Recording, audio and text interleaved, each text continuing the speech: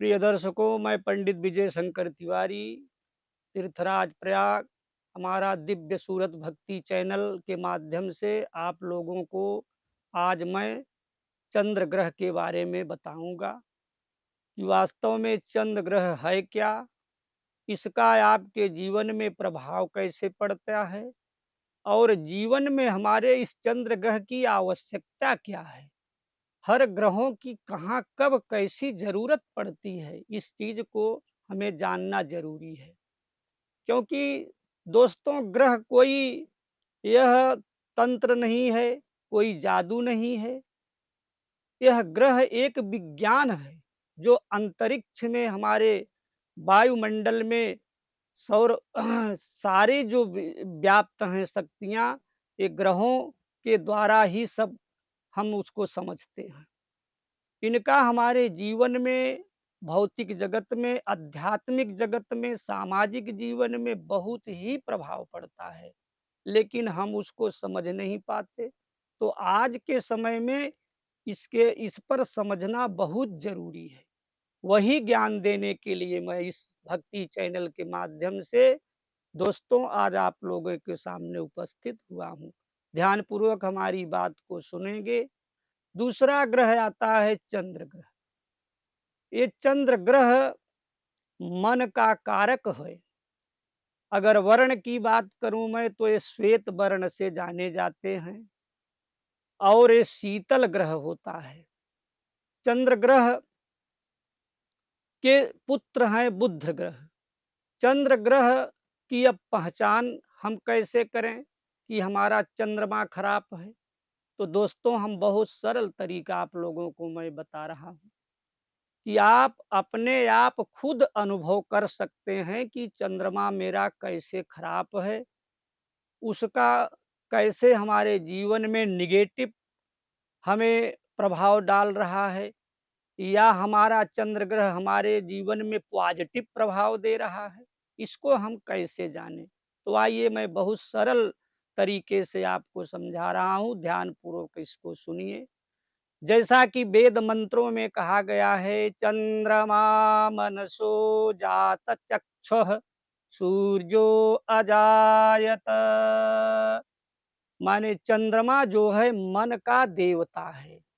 अमावस्या तिथि के दिन आप लोग एक रिसर्च करिए, मेरी बात को आप लोग प्रैक्टिकल करेंगे। अमावस्या तिथि में प्रायः चंद्रमा मनुष्य के मन पर वास करता है और यह चंद्र जो ग्रह मन का कारक देवता है। अगर यह अच्छे जगह पे बैठा है तो मनुष्य के मन की शक्ति को अच्छे मार्ग की ओर प्रेरित करेगा। अगर यह चंद्र गलत जगह पर कुंडली में बैठ जब जाते हैं तो मनुष्य के जातक के मन को विपरीत दिशा में ले जाता है और मन गलत संगत में पड़ जाता है।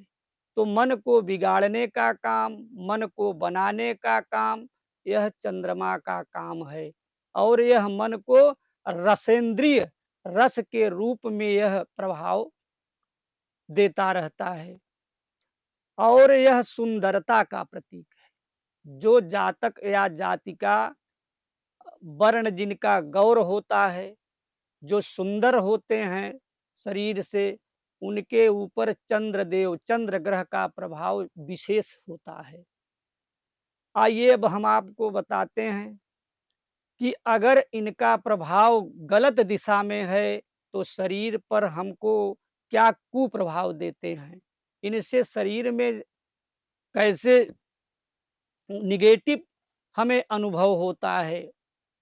तो देखिए, जिसका चंद्र ग्रह अष्टम भाव में कुंडली के अष्टम स्थान में बैठ जाता है, वो चाहे जातक हो अथवा जातिका हो, उसका जीवन बहुत कम हो जाता है। आए दिन उसके जीवन में नए नए प्रकार के दुख दर्द उपस्थित होते हैं। तो दोस्तों, ये हमने उनका प्रभाव बताया। अब आइए आपको हम इनका उपाय बताते हैं। अगर आपका चंद्र ग्रह खराब हो तो हम क्या करें?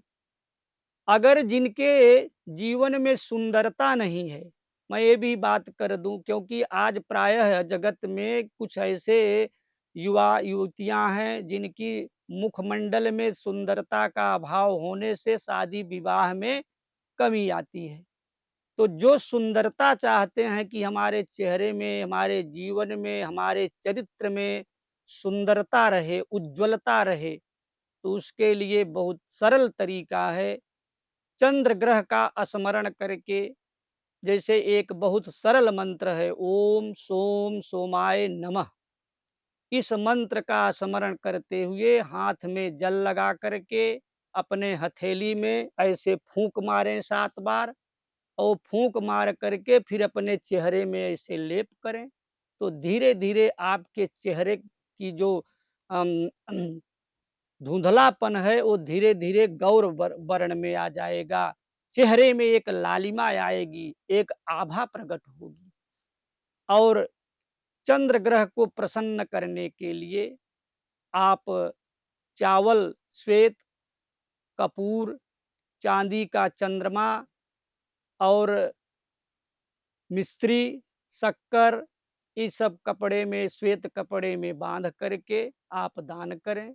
तो चंद्र ग्रह आपसे बहुत प्रसन्न रहेंगे, और चंद्रमा खुश जब होंगे तो आपको आयु देंगे, आपको सुंदरता देंगे, आपको अच्छा कपड़ा पहनने के लिए देंगे, आपके घर में धन धान्य की समृद्धि करेंगे, आपको स शरीर में जो रोग बीमारी है, जैसे कफ, सर्दी, जुखाम, इस्नोफीलिया, ये सब चंद्र ग्रह के खराब गड़बड़ी से यह बीमारी होती है।